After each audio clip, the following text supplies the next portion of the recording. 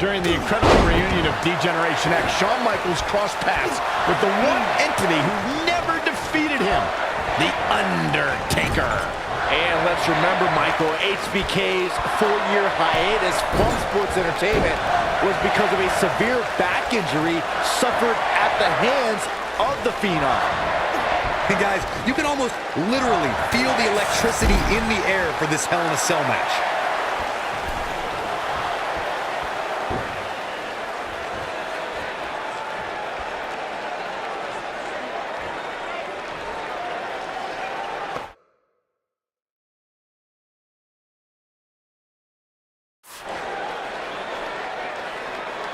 Beautiful technique.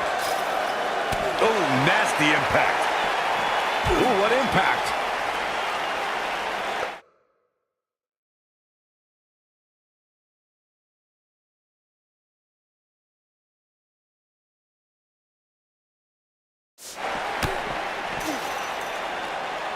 Nailed it.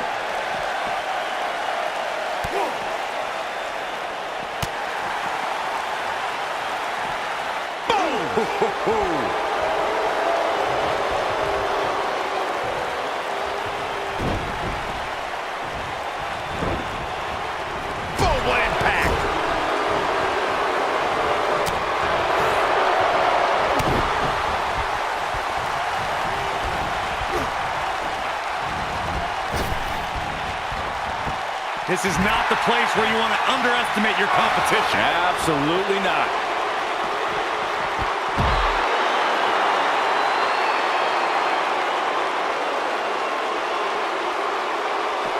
Guys, I don't think you can have a conversation about great Hell in a Cell moments without bringing up the name Shane McMahon.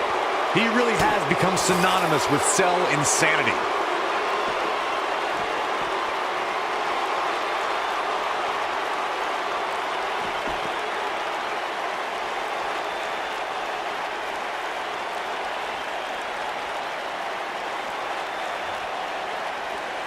It's hard not to recognize what Shane McMahon has done when it comes to Hell in a Cell. As Corey was saying, but at what point is enough enough? Come on, Michael. There's no such thing as enough when it comes to Shane McMahon. Even you know that.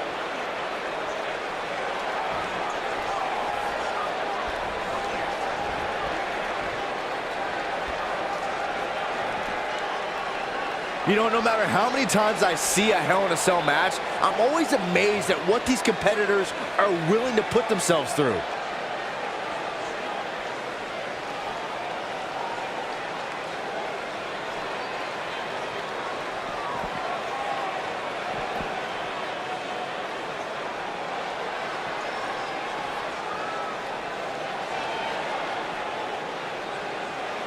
Hard to dispute Byron's point about what these superstars put themselves through in an environment like this. For whatever reason, when the Hell in a Cell structure is in place, superstars willingly push the boundaries of physical punishment. And then there's people like Shane McMahon who just take that to a whole other level.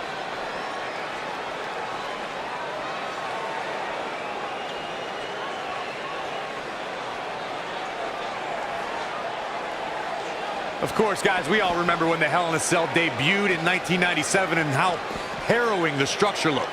But it's worth noting that the cell has become even more ruinous in recent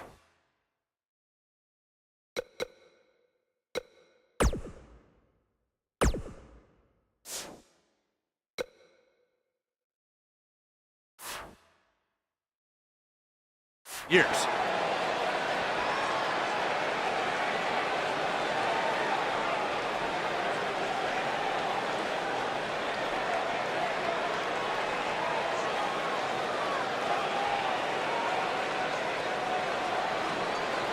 You know, Corey's point about the cell evolving in recent years is absolutely right. In fact, Byron, the structure is now well over 5 tons. And I believe that's more than twice as heavy as the original cell, Michael. And believe it or not, it's increased in height by nearly 5 feet.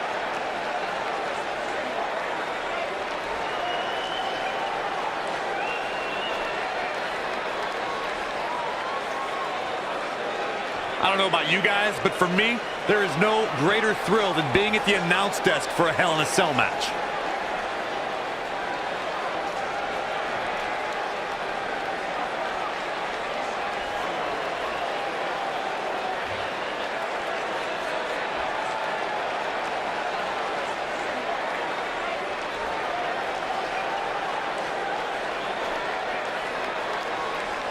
You know, I'm a little surprised, Corey, to hear you talk about the thrill of announcing a Hell in a Cell match, considering you were there when Shane McMahon shattered the announce desk at Hell in a Cell 2017. I was there too, Michael, and I'll tell you, I will never look at Hell in a Cell matches the same after that. You were?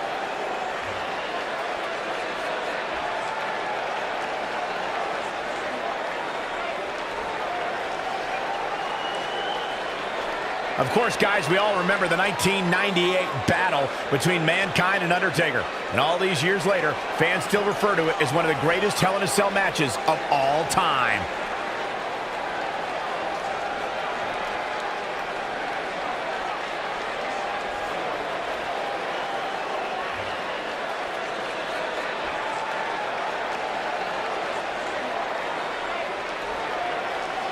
As Michael was saying, I will never forget the Mankind-Undertaker match.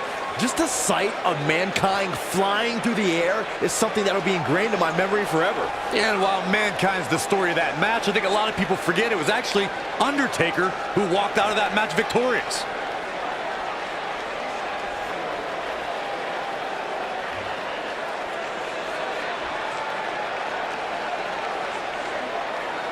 Guys, we all know the storied history of Hell in a Cell, but we'd be remiss if we didn't at least mention that the first time anybody laid eyes on this demonic structure was back in October 1997 at the Bad Blood pay-per-view.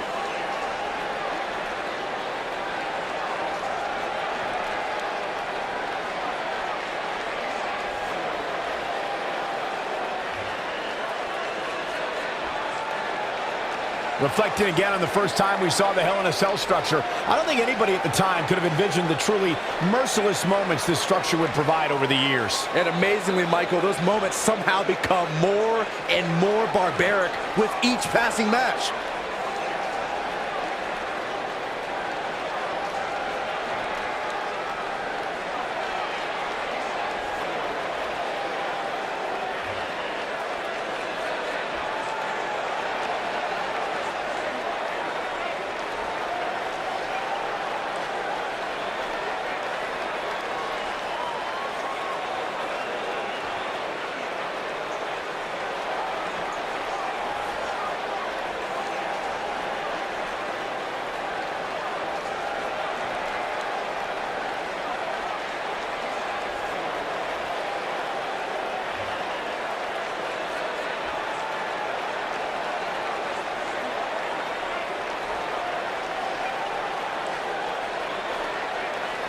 Real quick, let's remind everybody that there are no rules inside a Hell in a Cell, meaning the referee's sole job in this match is to call for the bell following a 3 count or submission.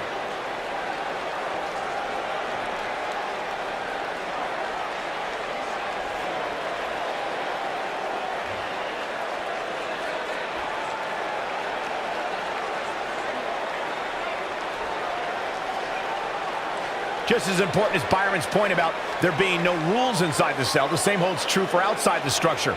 As we've seen many times in the past, superstars don't always stay within the cell. No, they don't, Cole. In fact, a lot of times you'll see them competing on top of the cell of all places.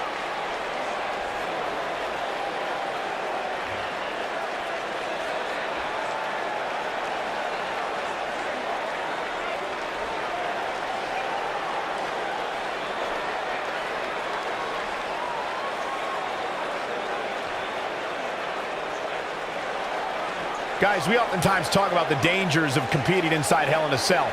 But let's not forget these competitors aren't the only ones in there. It could be just as dangerous for the official as well.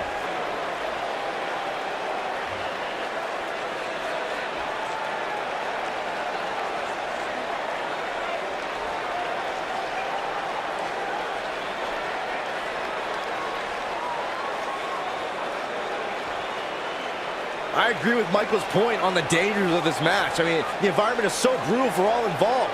Just go back to look at referee Tim White after he officiated one of those matches. Yeah, he was never the same after that. In fact, White said Hell in a Cell ruined his life.